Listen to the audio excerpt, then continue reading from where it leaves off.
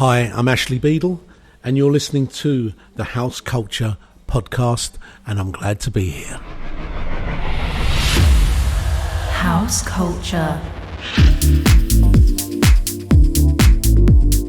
Hey everyone, and welcome to a very special rewind episode of the House Culture Podcast. I'm your host, Matt Rouse, managing editor here at House Culture, and today we're celebrating the incredible career of one of house music's true legends, the incomparable Ashley Beedle. As some of you may know, Ashley has been facing significant health challenges over the past year, currently recovering from a stroke that has affected his mobility on his right side and impacted his speech. But in true house music fashion, the community has come together in support of Ashley during this difficult time. If you'd like to contribute to his ongoing care, you can find the donation link in the episode description. Now, if you're wondering why Ashley is so revered and beloved in the scene, this episode is the perfect way to understand.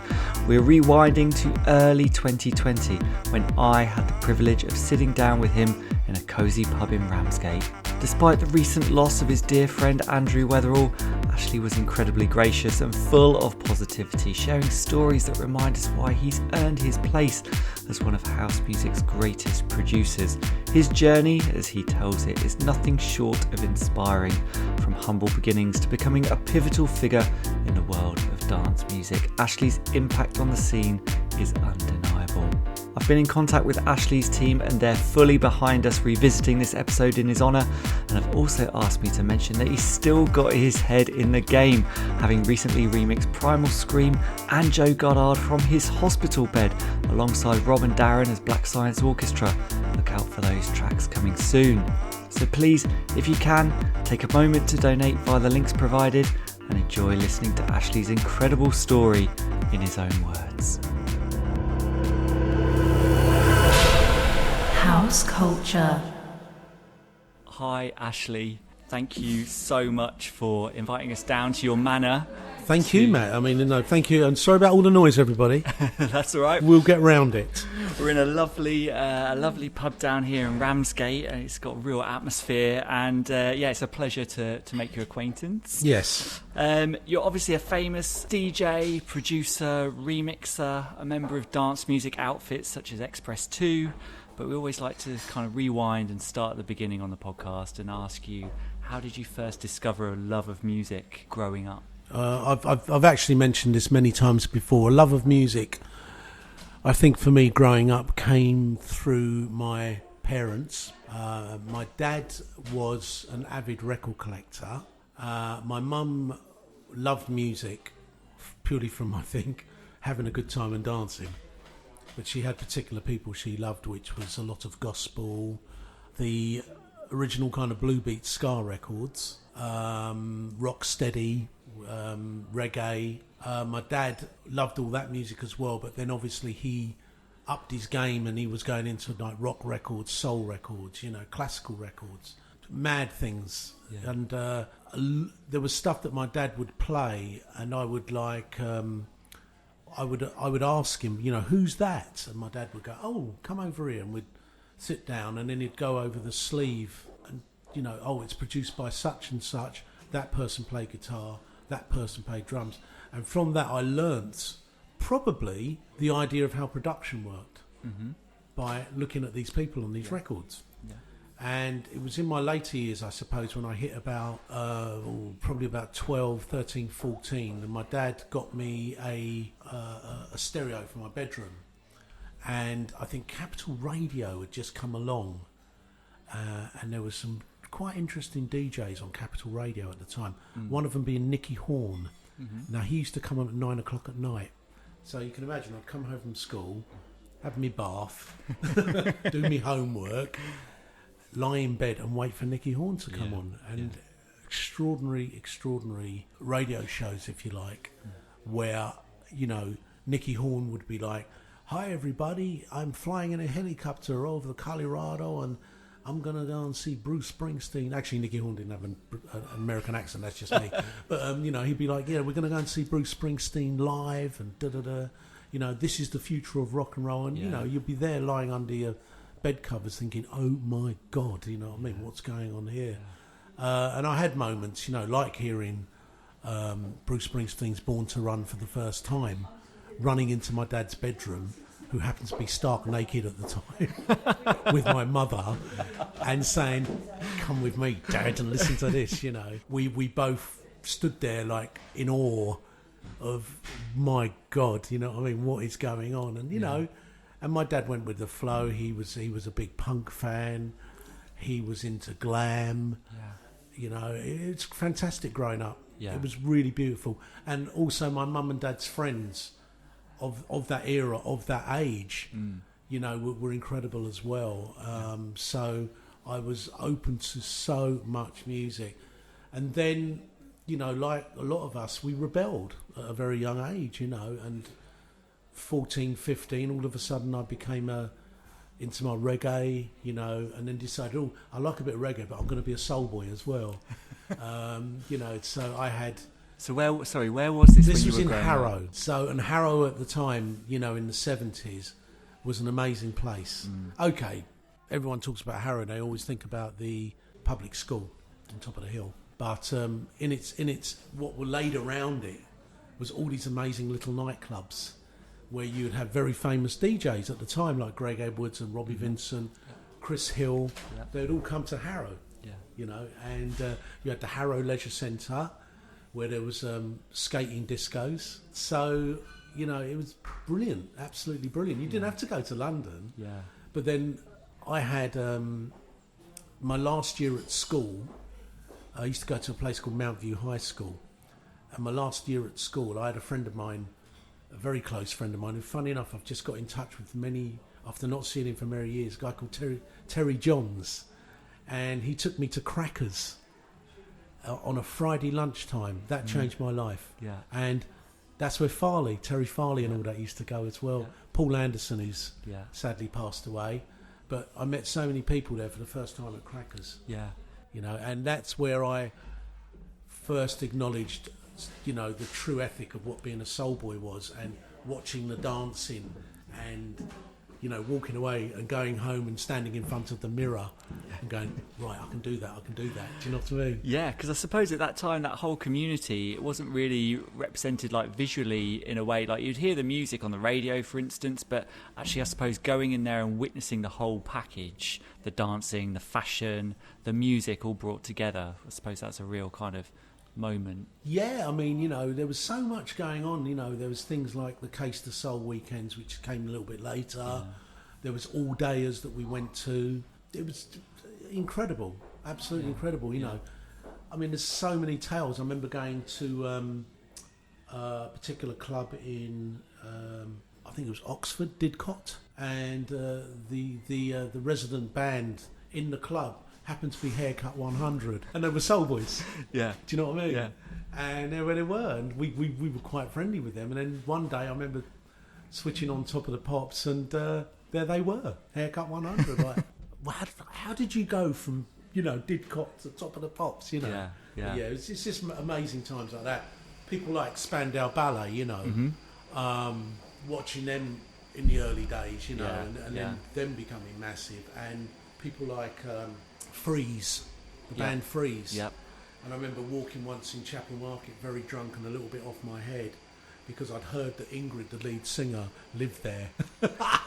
And I lived in City Road at the time, near Old Street. And I remember walking up Chapel Market going, Ingrid, about 5 o'clock in the morning, and luckily not getting arrested. So I mean, being exposed to all of that and having that musical education, like the sleeve notes and the understanding of the production, and was there a will to get involved and pick up an instrument? It's really funny actually, because when I look back, my dad's side of the family were extremely musical. They had a band called Reflections, which did a lot of the kind of working men's clubs around Hertfordshire, etc., etc. And they managed to get onto, at the time, a TV programme called Opportunity Knocks with Huey Green. They didn't win, but it did open my eyes to the fact that, my family's all right here. But I did get some drums from my mum, because I was very percussive. Okay. But what happened was my mum said, you'll have to go downstairs and practice in the the kind of community hall because I don't want you making noise in the flat. It's fine. And I went down there, took the drums down there, put them in the cupboard and never touched them again because all of a sudden I found online the Mattel electronic drum kit. So that took over. I bought that instead. And then all of a sudden it was like, okay. And that kind of coincided with the way music was changing from live bands to the electronic disco sound, you know?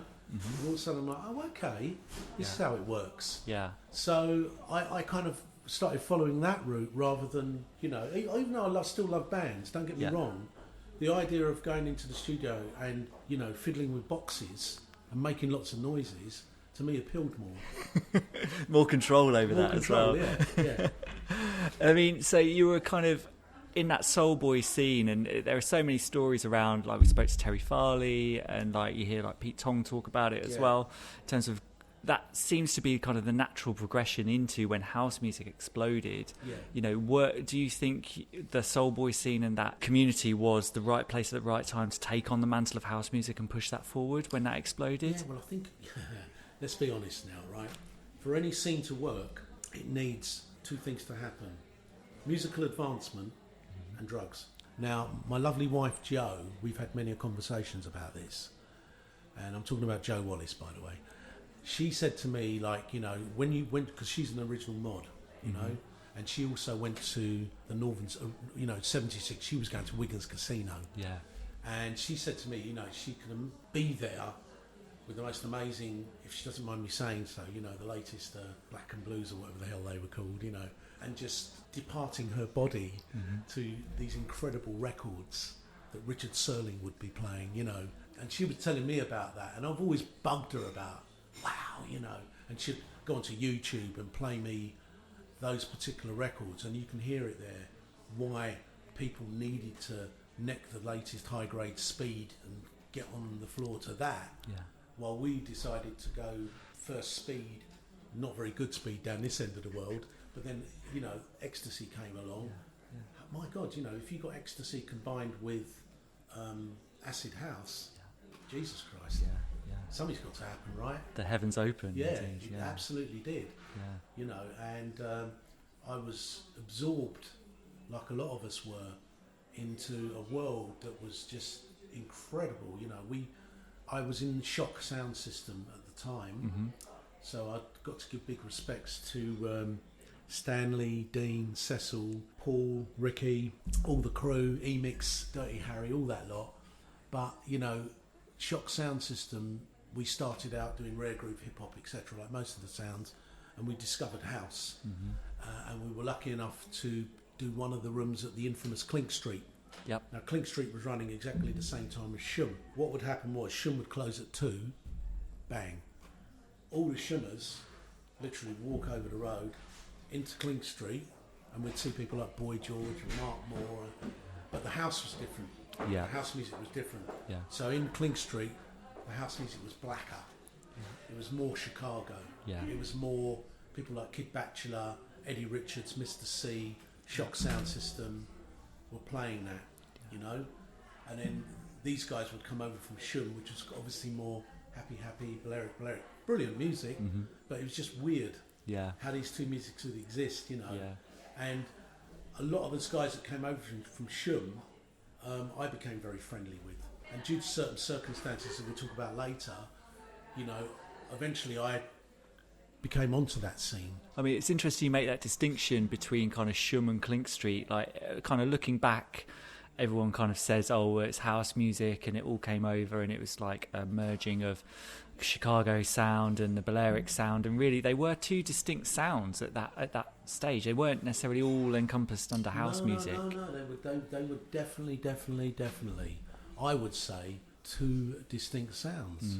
Definitely, you know, I remember bumping in the very early years to people like Nancy Noyes and that, and we'd be playing somewhere in Green Lanes at the arena, you know. We'll come on with the house, and Nancy was playing, who's the Australian group? Michael... Oh, In Excess. In Excess. Need You Tonight. Yeah. And she was playing like a 12-inch mix of that, and Sledgehammer, yeah. Peter Gabriel, and we were just standing there on the floor looking at her. What are you doing? Not knowing that she was doing that, she was playing those records at Future. Yeah. You know, and it's only till later on we were beginning to understand. Oh, okay. Yeah, it's This is more what they do. about the context with those types of You know, types of this records. is what they were bringing back from Ibiza. You know, with what Alfredo was doing. Specifically, house music. What your first exposure to house music? What are your indelible memories of that? Was it a club experience, or you heard it on the radio, or? I can honestly say I was introduced to house music by Shock Sound System. Yeah. Stanley and Dean, I think, were very early. They caught onto it very early. Yeah. And they were going up north to, I think it might have been Leicester, to play against another sound system called Formation 5. Okay, yeah. I hope I got that right. And then we used to go up there and play against them. And I used to go up really as a box boy, you know, helping carrying the speakers and that. And I remember hearing things like, you know, Adonis, No Way Back for the first time. In my stupid head, I'm thinking, God, this is reggae, but really fast. I thought it was dancehall or something. I was like, what's this? You know, I think, I don't understand it. Yeah. And then, you know, Stanley and Dean Zephyrin from Shock were like, Ash, you know, this is house music, mate. Okay. Yeah. And then we used to go to Jazzy M's shop in Croydon. Yeah. And we'd go down there and he had Jazzy M and Jasper the Vinyl Junkie working there. And basically, that's when I started buying physical records, you know. So those records you were buying, the first records you were buying were house music records? No, before that, obviously, I was buying reggae and soul and rare groove. Yeah. You know, because I was lucky enough to be taught about those sort of styles by Roy the Roach. Yeah. Because I had a Saturday job at Quaff in Finsbury Park before the whole house music thing, you know. Yeah. But... you know, once the house music hit, that was it. Yeah. For me, you know, Frankie Knuckles described house music as disco's revenge, and for me, that was for me. Oh yeah, okay, that makes sense to me now. Yeah, you know? I mean, in that era as well, disco in some circles was almost like a dirty word. It was like dead as disco, you know. It was this thing that had been done. Yeah. But really, when you do look back on that through line of history, especially from America, where that house music sound came from, it's all grown and nurtured from disco, and disco has had this massive kind of resurgence, and people are paying homage to that so now, I think. Yes, absolutely. It's never gone away. No, it's never gone away, and it never will, as long as there's the people that are trusted and willing to carry that vibe through. It'd be fantastic, you know. So you've been buying records for Jazzy M, getting into that house music sound. Was this in a way of you just collecting them as a collector, or were you? No, I was physically buying them to DJ. Yeah. You know, because Dean and Stan were teaching me the art of DJing. You know, which was good as well. You know, how to cue a record, how to beat mix a record. You know what I mean? You know, so.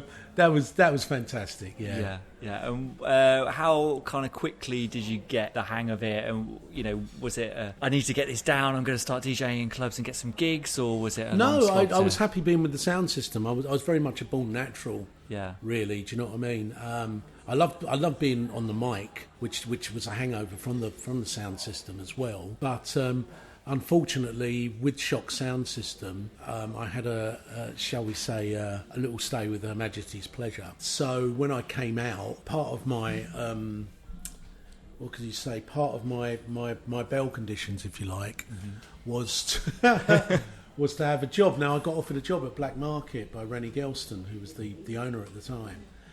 And he said, but it's going to take a couple of weeks. We're going to have to try and get you a job in between the period before you start at Black Market. I ended up at Pop Promotions, Boys Own, in the Boys Own offices, which is in Labra Grove. And it was myself, Darren Price, who I think might have had a little bit of time as well with Her Majesty. But anyway, we were there, and we were sticking records into mailers and posting them out, you know. And that's where I met Terry Farley and Andrew Weatherall. Yeah. And it was extraordinary times, you know, because all of a sudden, coming from black sound system culture, if you like, to these guys that are introducing me to, hold on, I don't know anything about these records. Yeah. What are these records? And all of a sudden, I started to go out to places like Phil Perry's Queens, which is on Windsor Reservoir. And I went out there with Wayne Shires, an old girlfriend of mine at the time.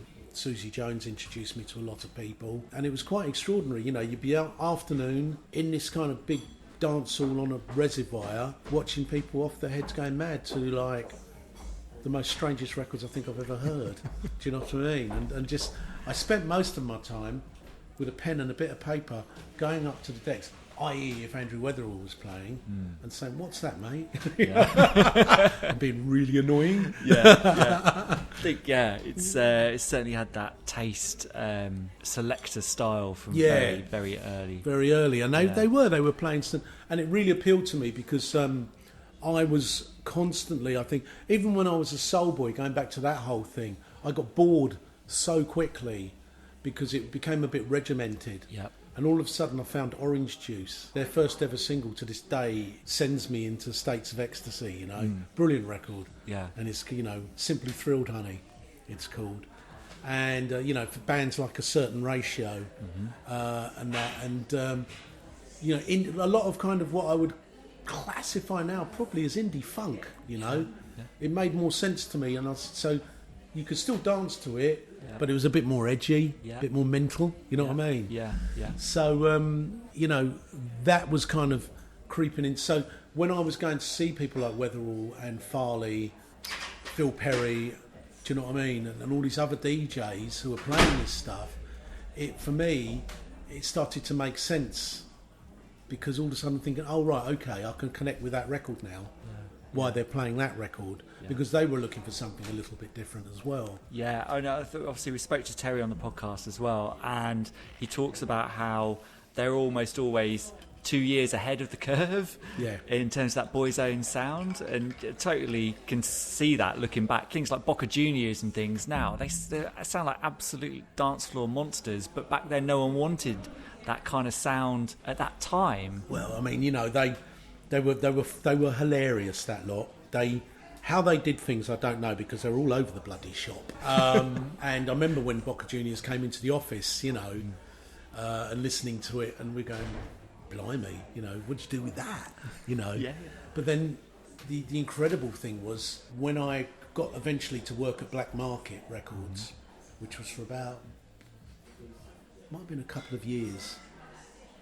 That's where I really grounded myself in how dance music production worked, but just by listening to the records. So, you know, I give special thanks to Renee Gelston and Dave Piccioni, you know, because Dave took it over after Renee, the shop.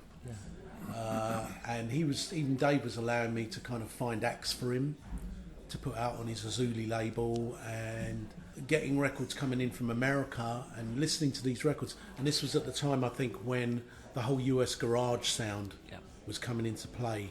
Tony Humphries, you know, all that kind of stuff was becoming very predominant in the clubs. I love that shit. Trust me. That was, you know, and that's where I started meeting people like Phil Asher and that crowd, and realising, oh, this is the New Jersey sound. You know, I love this shit. That was kind of really beginning to impact on me and how I wanted to make a record. Then one day, cut a long story short, I got sacked from Black Market for being involved in a very dodgy bootleg. But that's another story. But rightfully sacked, I must say. I'll put my hands up, and thank you for Dave Piccioni for sacking me. What was the bootleg, can I ask? Mass Order, Lift Every Voice, which was Billy and Chips, who were Boys' Own associates, shall we say, were involved, and I was involved in the distribution aspect of it, and Anyway, but cut a long story short, I was sitting at home and I was really kind of a bit upset because obviously my job wasn't there with the record shop. And then one day I was down Cheapo's, which is at the bottom of Brewer Street. And anyway, so I was in Cheapo's and Norman Jay's in there. And I kind of knew Norman from the sound system scene, you know. And he was up on the racks, on a ladder, pulling stuff up. And Norman turned around to me and said, look, you need this, Ashley. You really need this tune. If you like your disco, you need this. And it was the Tramps album, 3, I think, Tramps 3. Yeah. And it had Where Were You When the Lights Went Out in New York City. I was like, oh, okay. So I got home and I put it on the decks, listened to the whole album. Then it got to Where Were You When the Lights Went Out. And I heard this section. I went, oh, my God. Right, okay. How am I going to do this? And I'd already at the time made a very small production with a guy called Eddie Jones and another guy called Simon, whose surname I can't remember. But Eddie Jones was the brother of my girlfriend at the time. Yeah. And he had, I think we were called the Psychic Vitamins. And it was a breakbeat record with a Hendrix sample. Okay. Yeah. And so that was really my first ever release, Yeah. Anyway, so I was listening to this tune, and then I thought, right, so the guy whose studio I think we used for Psychic Vitamins, I rang him up, and it was a guy called Danny Arno, brilliant producer and friend. He said, look, come over. So I then rang up Rob Mello, who was working at Zoom Records then in Camden, which was where the old Soul to Soul shop used to be. Yeah. And I said, Rob, man, should we go in the studio? And he's like, all right, what are we going to do? And I told him. We went in. And how we did it, I don't know. And I think Rob played the bass line, and that became Black Science Orchestra, Where Were You? Yeah. And didn't think nothing of it. And because I knew Terry and Andrew and everyone at Boys Own, I said, look, I've got this DAT. Can you have a listen to it? Yeah, bring it over. So I went up to the office, put it on, and they went, yeah, we'll have it. Really? Yeah, we'll have it. Okay. So eventually that came out as Where Were You? Black Science Orchestra. 4 tracks on a 12, And I was really proud. I was like, wow, and it was me, Rob, and another guy, John, that was involved, who was my flatmate. And basically, it didn't really do a lot. Then, for some reason, in America, or in New York, I should say, Frankie Knuckles discovered it. And I'd gone over to the States, I think, I started to get DJing work and stuff, But I'd gone over to the States, and I was in this club, and it was called Cheetah, and it was run by, oh God, I always get this wrong, Barbara. She'd done Beautiful People. She was affiliated, she had her own club at Cheetah, and it was Barbara, can't remember now. And anyway, so I was in the club, and then there was Benji Candelario, big New York DJ, and we were chatting, and he said, man, he goes, your record, man, it's just like blowing up, man. And I was like, what are you talking about? And he's like, your record's blowing up. You don't know? I was like, what are you talking about? I ain't got a clue. He went, Frankie's broken your record, man. And I was like, really? And Frankie was in the club that night. It was a Thursday night or something. And he put it on. And David Cole from Clivillers and Cole was kind of like the in-house keyboard player. So he used to play over the tracks as they were playing on record. And so he was doing it. And I'm like, wow, what's going on here, And Frankie came off to let someone else DJ for a little bit. And he was standing by the bar. And Benji said to me, look, do you want to go and meet Frankie? And I went, Frankie Knuckles, So off we went over. He introduced me to Frankie. And Frankie looked at me and he said, you the man that made that record, the Black Science Orchestra, where were you? And I was like, yeah. And he went, no. I turned around to Frankie. I went, well, listen, Frankie, thank you for playing. He went, no, Ashley. Thank you for making it. And that's true. And we became very good friends after that. Oh, it's such an incredible man. I mean, that record and just that whole Black Science Orchestra sound in general, it had that soulful American sound. Was there any surprise on that side of the Atlantic that some Brits had made this record? Yes, there was this huge kind of like, who is this guy? Why is he making records like this? Oh, really? Because there was only a couple of us really. Phil Asher I would count in there, and Rob Mello as well, who were really kind of making those homages, if you like, to the American sound. When they had looking at us and seeing who we were, they were like, what? And then eventually when we got onto the next release, which is New Jersey Deep, yeah, that EP, And then Masters at Work, Kenny and Louis broke it. They broke that tune. And eventually, I think from that, no ego intended, that's when they realised, okay, the gauntlet's been thrown down here. Do you know what I mean?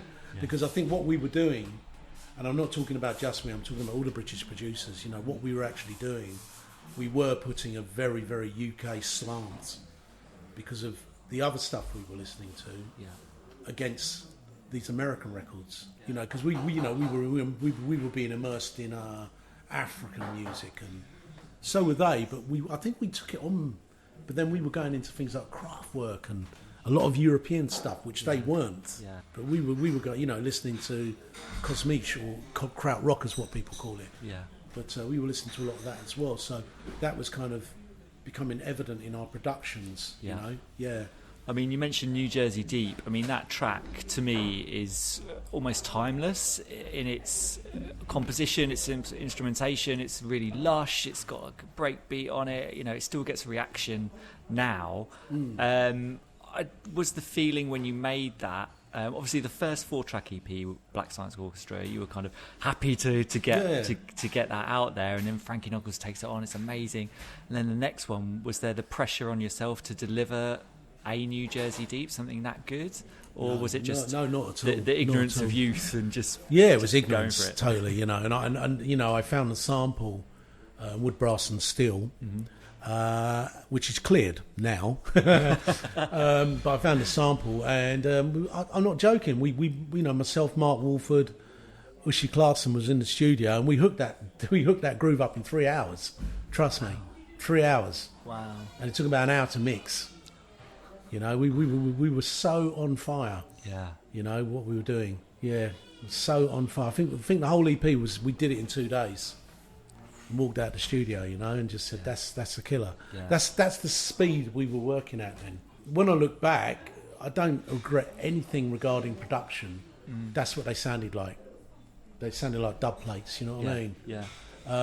Once New Jersey Deep had finished, I think that's when we did Strong, which I did with Phil Asher and Lindsay Edwards, who was a guy I was working with at the time. We did Strong. That didn't sell as much, but now people are now looking at that as that was a very interesting record.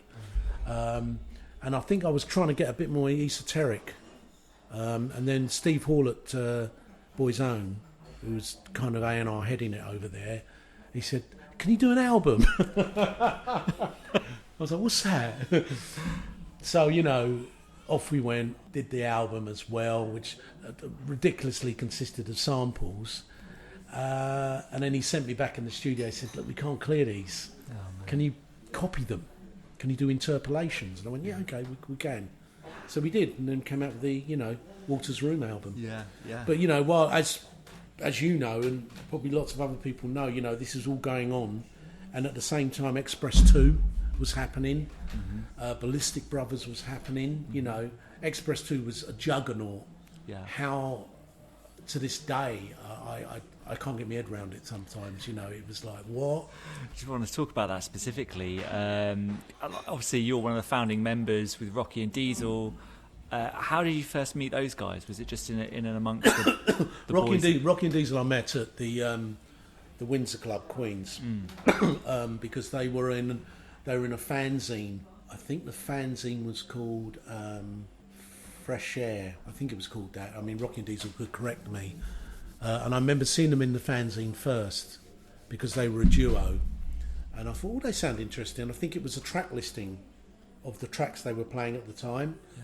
And they happened to be in Queens, and I introduced myself, Anyway, cut a long story short, once again, Terry, once I'd done Black Science Orchestra, the first EP, Terry said, "Oh, Rocky and Diesel want to go in the studio. You're a producer. Can you go and help them?" And I was laughing my head off because I thought, well, I'm not really a producer. What do I do here?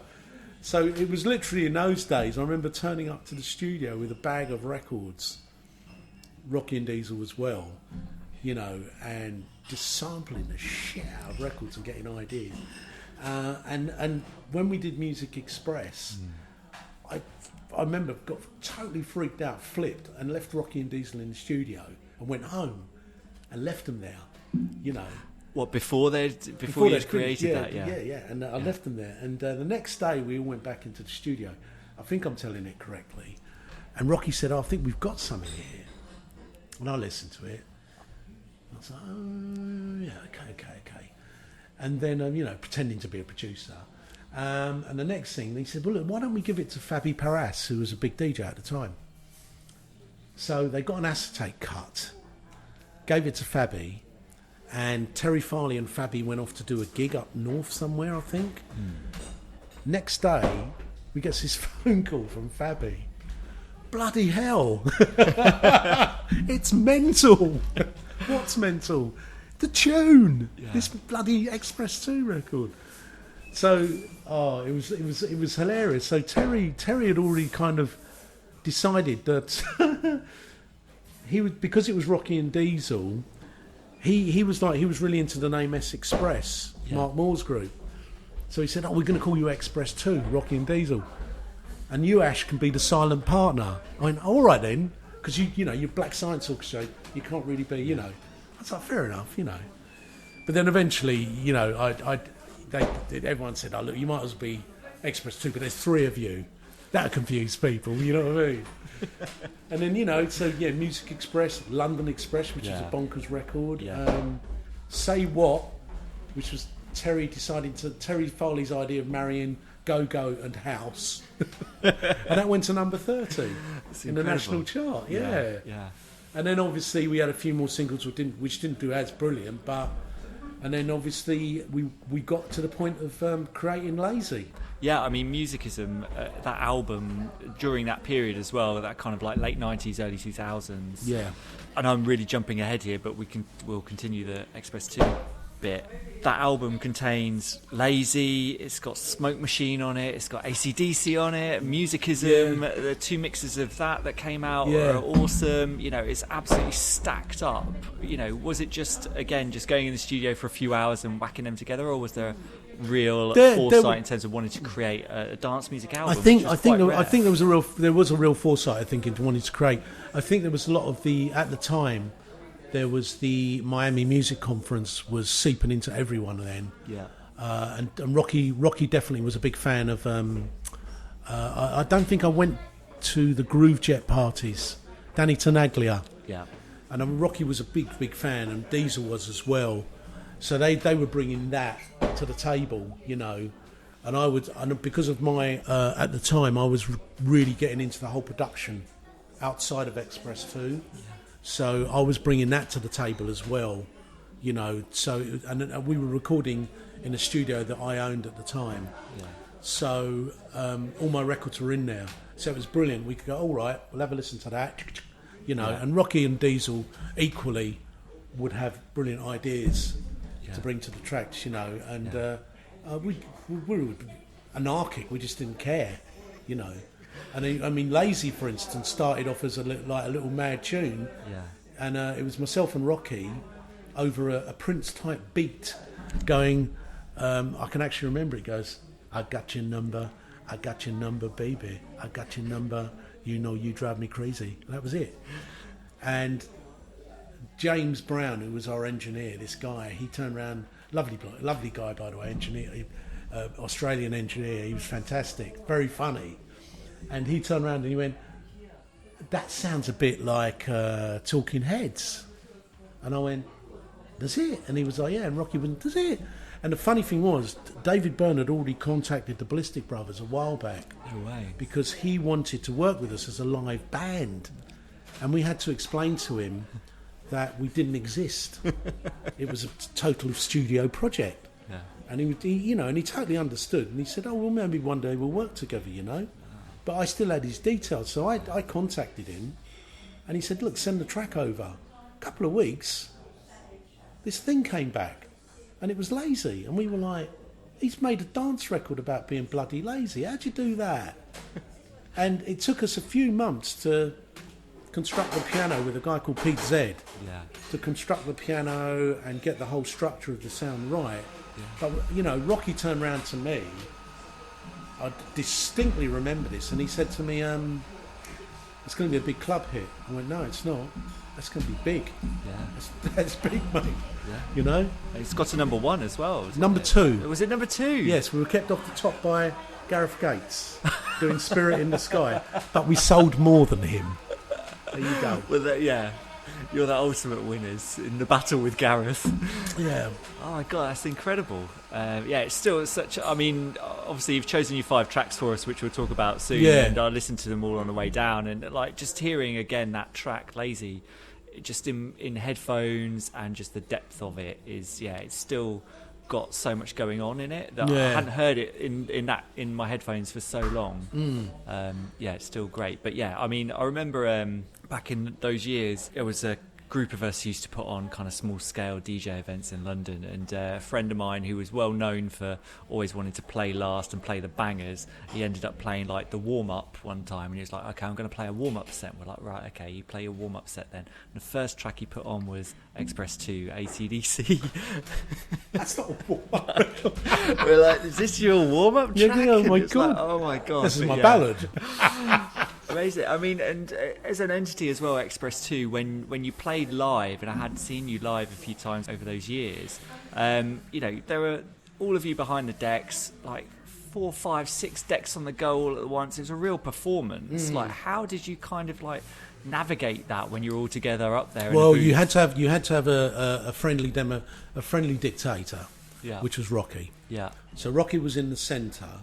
I was to the. So if I'm facing you, I was to the right, and then Diesel was to the left of Rocky. Yeah. So Rocky would start it, then it would go over to me, and then I would signal, and we'd have our little secret signals, then over to Diesel, and then that's how it worked. Oh, no way. You know. Yeah. And there would be like Rocky would say, "Look, I'm gonna play maybe an extra record." Yeah. Was it democratic in terms of track choices? Were there surprises, or were you all kind of semi-agreed? Semi-agreed, I Yeah, think. Yeah. There were moments when Rocky was the one that would pull something out, I think, and you go, "How did you do that?" You know, it'd be something like a cut up of Mark Bolan, "Get It On," and he would do it. Yeah. Do you know what I mean? And you'll go, "Wow." Yeah. You know, where did that appear from? He goes, "Oh yeah, a mate of mine put this together the other day." You know, it'd be something like that. Yeah. You know, or we'd hear something like a good friend of ours at the time, Matt. Can't remember his recording name now, but he did that. Get What You Give. The big. You better get what you give. Yeah, Don't yeah. He did a cut up of New that. Radicals, yeah. New Radicals, and we had that for ages on dub plate. Yeah. Killed it. Yeah. You know, when we had our residency at Fabric, Yeah. we were killing it in there. You mentioned Fabric, and obviously when they had some issues where the place got shut for a bit, and there was a whole outpouring of emotion around the club community that kind of rallied around and did rescue the club. Obviously, having been a part of that, part of the fabric of Fabric, what were your feelings on that when that happened? I thought it was really wrong. I to be honest with you, I thought it was just government persecution. Basically, there was a lot of behind the scenes activity. Yeah. There was a lot of new places, shall we say, being built, and property developers were with money were going to the local council, to the government, and I think words were said. I personally think that. Yeah. And I think the fact that someone had passed away outside the club, shall we say, because of drug use or whatever, was used as the scapegoat. Yeah. You know what I mean? Yeah. Could have happened anywhere. Yeah. I want to talk to you about your production and your remix work and everything. I mean, you're really well known as someone who can deliver an amazing remix or sometimes re-edit as well. You work with some greats. I'm thinking like Elton John, the Bob Marley family. Yeah. Particular favourite of mine of yours is your astonishing remix of Always by Bent. Ben, yeah. That's the one? happy albatross round my neck. Shall we? Sorry to bring it up. Yeah, no, it's I've lived with it now, and I've fallen in love with this again. You know, that one and the mix I did for The Streets. Yeah. You know, Yeah. they're records where, you know, I'm one of those people. I'm a great believer in spirit. I'm a great believer in stuff falling out of the sky on a particular day. And when I did those mixes, that's what happened. Yeah. Do you know what I mean?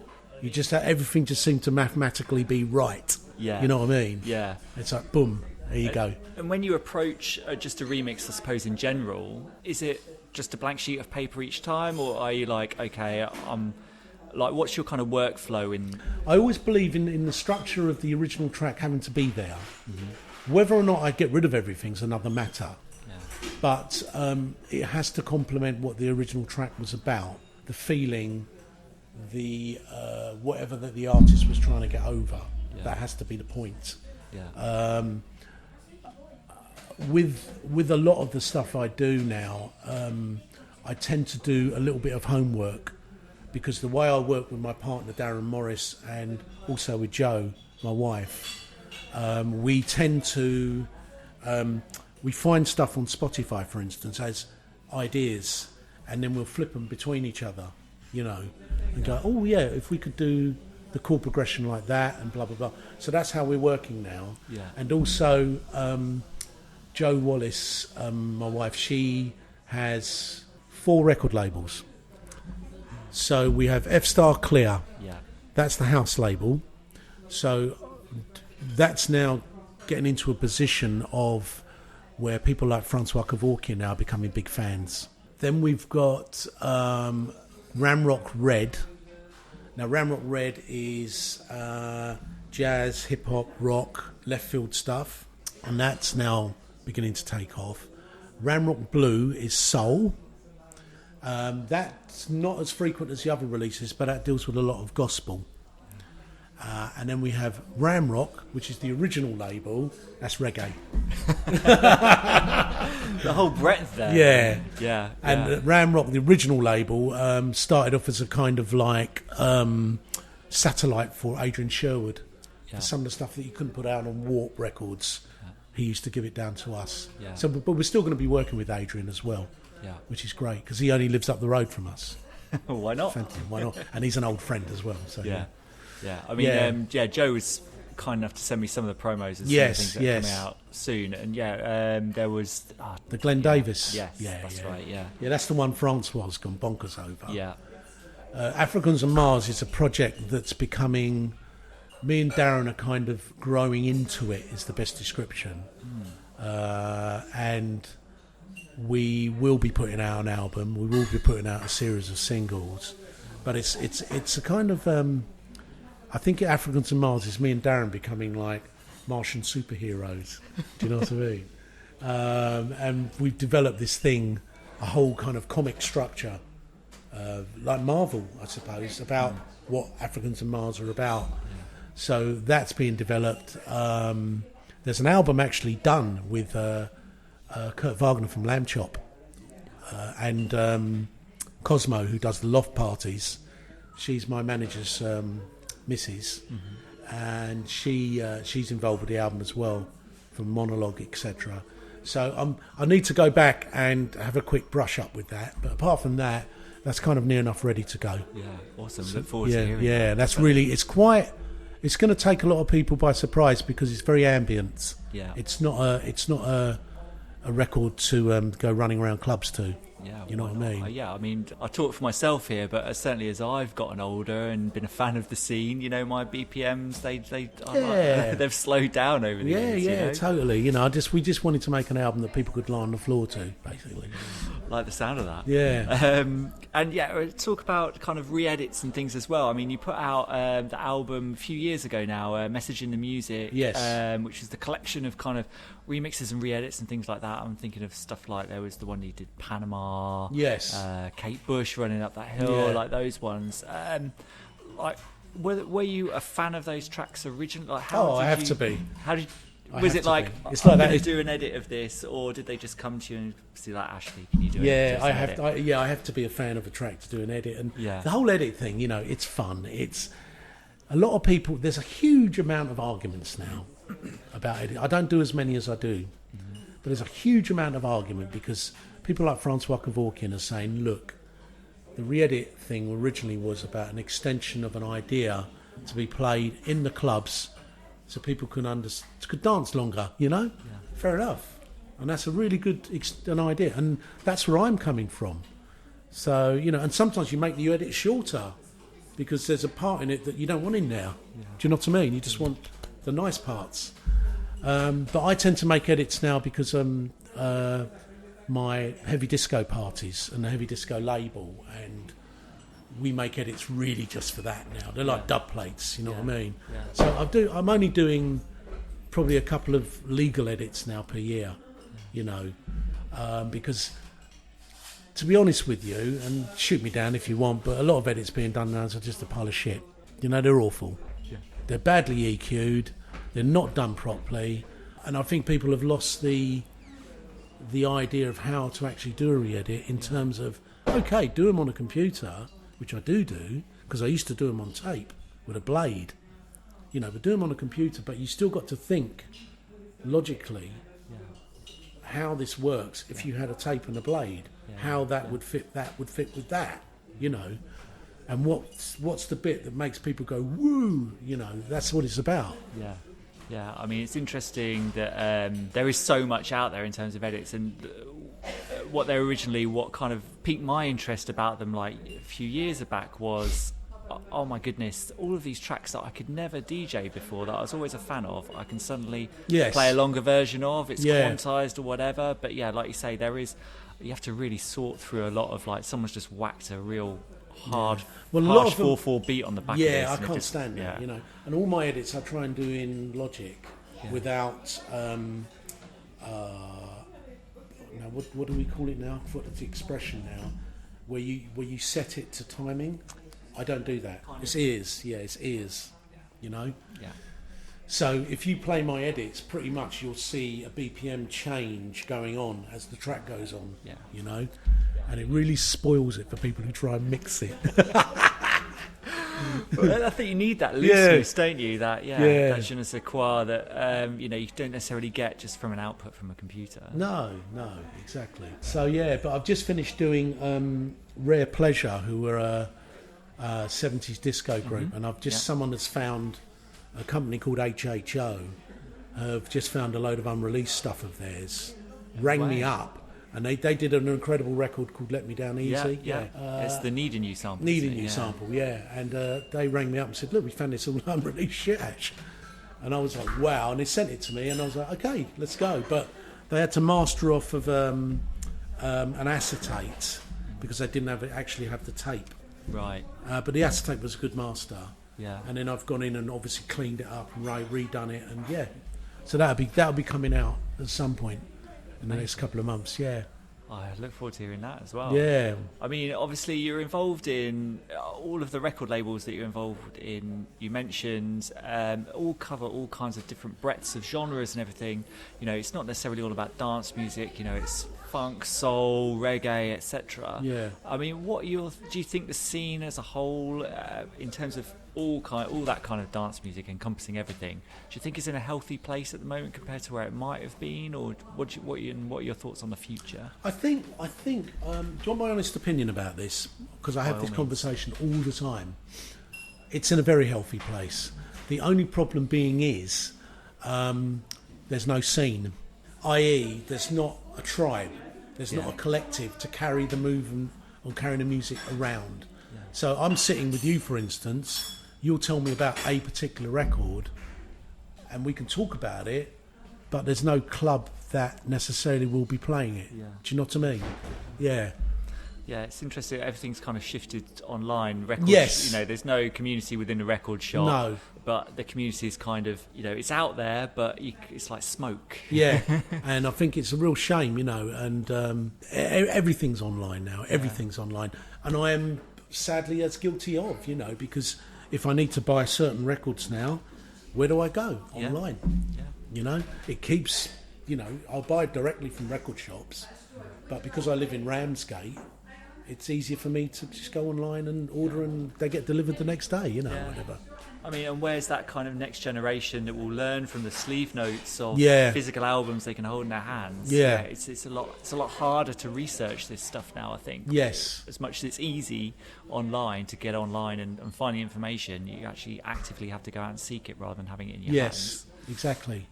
What have you got coming up that you're excited about? Black Science Orchestra. That was my next question. potential reunion is No, what it's I've written happened. down. It's happened. It's happened. Has it really? Myself and Rob Mello. Yeah.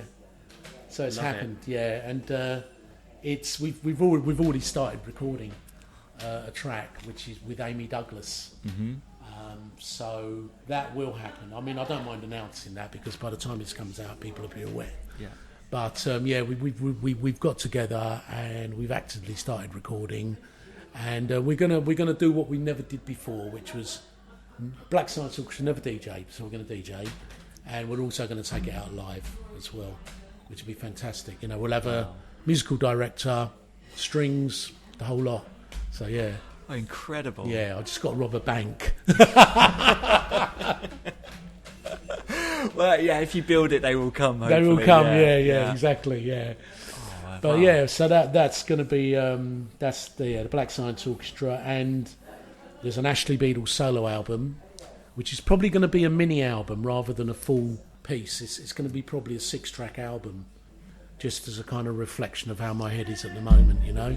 Yeah. And that's something I'm talking to one particular label. Can't give away yet, but they're very well respected, and he's a very good friend of mine who runs a label. So Okay. yeah, Cool. Well, I'll be interested to see how that develops. Yeah. And yeah, so we always ask for 5 tracks for submissions for our Spotify playlist. Our yes, perfect playlist is that we're building, and there are 5 obviously themes. I'll put them down here for you, so in case you might not remember what they are.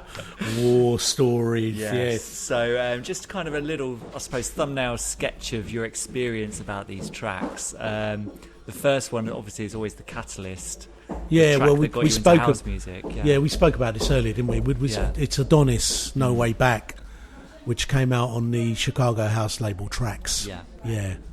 And that really, for me, and I've said this so many times, was even though I'd probably heard house music prior to that was the particular record that made me go, oh, this is house music. Yeah. You know? Yeah. And is that the first record where someone mentions Jack in? He says Too Far Gone, There's No Way Back. Yeah, I know that one. Maybe. Yeah. Okay, so the next one is the Floor Filler. Hard Drive, Deep Inside. Yeah. Yeah. I've got my own. From the very beginning? There's a Kenny Dope mix that came out, and I did my own edit of it, and it lasts about 11 minutes long. And I've done an intro of about 3 minutes of just deep inside, deep down inside. It's an extraordinary record. Yeah. And for me, I'm a huge fan of Masters at Work, always have been. And Louis and Kenny, when they were on top of the game, they still are. Yeah. But they do their own thing separately, I suppose, now. But that for me is when you play it, it just brings so much joy to a room. Yeah. You know, everyone knows it. Yeah. It's a big girls' tune as well. I love it. You know, and it's you have to have them, don't you? yeah, and it samples Barbara, whose name we couldn't remember. I want to say Barbara Tucker. Barbara Tucker. Yes. That's it. Yeah. Yes. Yeah, I think it Perfect. samples Beautiful People, doesn't it? Yeah. And I think that it's probably been brought to a whole new audience as well now, because Kanye West sampled it, didn't he? In, Yes. Fade, which samples another acid house record as That's well. right. But Yes. Yeah, it's one of those ones that makes you sit up and take notice when you hear that sample. And a Sunsetter is Mama, Unmask Me. Yeah, I mean, Now, so beautiful that track. very, very, very lucky, because one of my good friends is Hannah Holland. She lives in Margate, not far from here, and she approached me about doing the remix. Or was it me that approached her? Can't remember. Anyway, whatever. Straight away I knew this is a classic. And I did the mix, gave it back to Hannah, and she went, oh my God, this is wonderful, you know. And so I got to thank Hannah for allowing me to do it. And then Andrew Weatherall contacted me, as he always does when he hears one of my records and he likes it. He said, Ash, you know, this is awesome. And he said, I'm doing Convenenza. Is it Convenenza, the festival he does? Yeah. And he said, I'm going to play at the end of my set. And he goes, this is so true. And he went, I'm going to have a little dance to it, and we're going to get him to film it. And he did. And it was extraordinary. And the feedback that came off of Facebook and social media in general, of Andrew there in his stripy crew neck, just going out and swooning to this bloody record, and I think it's for me,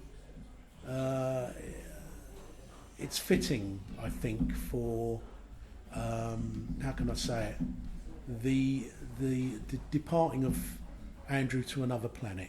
Do you know what I mean?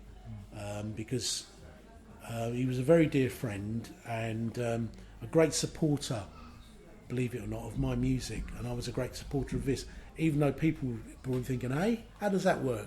But trust me, if you're into music, you're into music. It doesn't matter what genre, whatever.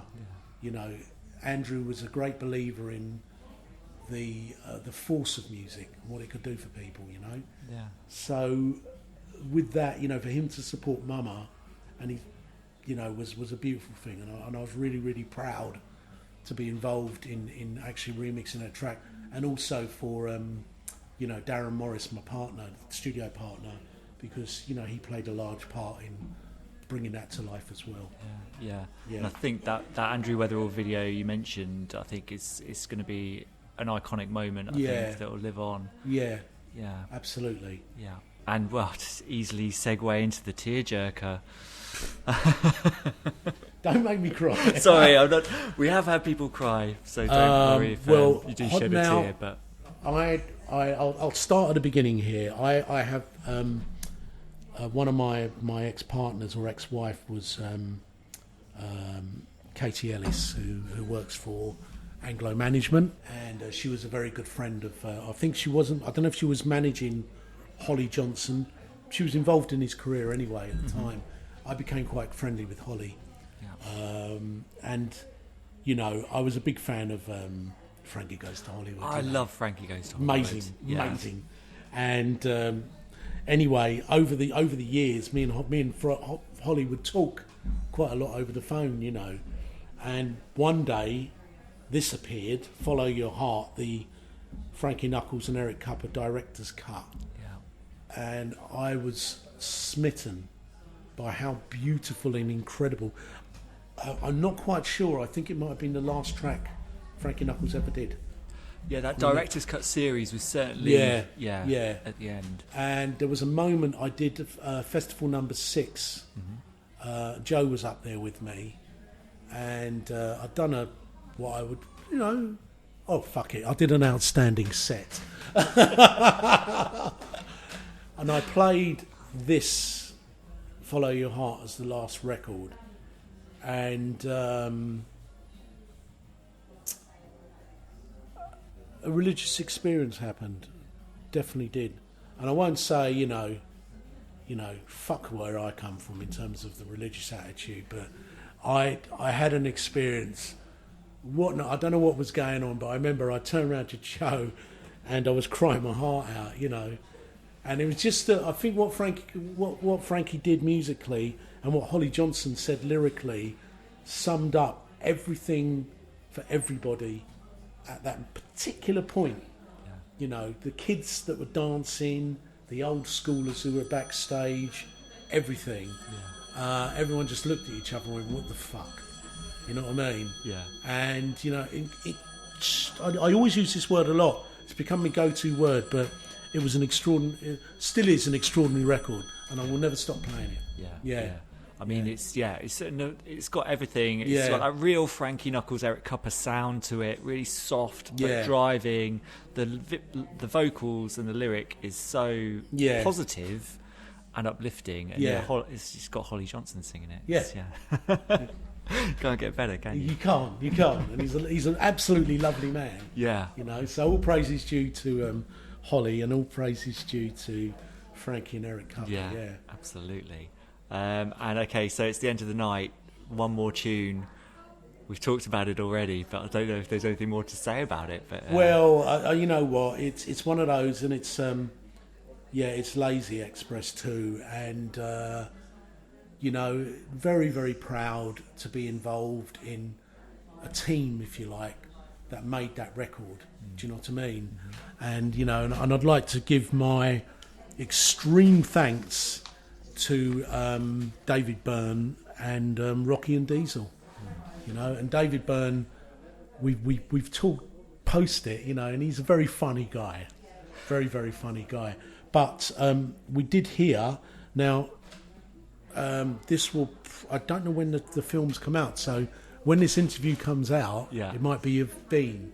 But we did get a call from my publishing company, BMG, about 4 or 5 days ago, and they said, "Can you agree to Lazy being used in a film called American Utopia?" And I've said, "Okay, I think so. Let me think about it." Yeah. And they said, "Oh, you know, well, David Byrne's given his permission already." We're like, "Oh, okay." So I spoke to my manager, Adam, you know, and told him about it. And he called me back and he went, "You do know it's David's film, don't you?" And I went, "What's it?" He said, "It's David's last tour of, you know, which he did, and Lazy's in the film." But then we found out who the director was. Spike Lee. Oh my God. So you cannot say no. So that for me was the final, you know, the grace of God came down. I was like, well, Lazy, it's finally reached the point it's meant to have made. And Diesel said to me a couple of days ago, you know, prior to this interview, he said that you know, when you make a record like that, and that's where it ends up, in a film that Spike Lee's directed, you can go to fucking heaven happy. Absolutely. Wow. Yeah. That's fantastic. The final question we always ask is, we've kind of almost covered it in a way, but I don't know if you want to add anything more to it. You've obviously been involved with house music and the culture of dance music across multiple genres your whole career. What has it brought to you in your life, and how do you feel about it, kind of looking back at the oeuvre of work you've got? Let's say something, and I'm going to say only the one sentence, it saved me. That's it. Bang. Perfect place to end. Yes. Thank you. Thank you. Thank you so much. Thank you so much. Awesome. Now, are you hungry? House culture. So there you have it. In his own words, house music saved him. Now it's our turn to pay Ashley back, so please donate whatever you can towards Ashley's care using the link in the episode description. There are also a number of special fundraising events taking place, with all proceeds helping to support Ashley. In the Ministry of Sound in London on Wednesday the 27th of November 2024, fellow House Culture podcast alumni Fatboy Slim, Colleen Cosmo Murphy, the Faith Boys and Sophie Lloyd will be playing alongside the likes of Giles Peterson, Huey Morgan and John Carter. Tickets for this event will be available very soon, so keep your eyes on our socials for updates. For those of you over in Ireland, look out for a very special Belfast gig in early December featuring David Holmes, and another taking place the same weekend in Dublin. And also on November the 3rd, the Dog and Whistle in Hartford will be hosting the likes of Brandon Block and Alex P, who will definitely be putting the fun into fundraising. I've also added a few key Ashley Beedle tracks to our House Culture Perfect playlist on Spotify. These include the classic Express 2 debut Music Express, Black Science Orchestra's New Jersey Deep, Ballistic Brothers' A Beautiful Space, Ashley's stunning remix of Bent's Always, and when it's no longer on promo, we're going to add Ashley's Black Science Orchestra remix of Primal Scream's Love Insurrection to the playlist, which you can also find on our YouTube channel. Please like and subscribe there as well. So that's it for this one. Thanks again for listening. Take care of each other out there, and see you next time. House culture.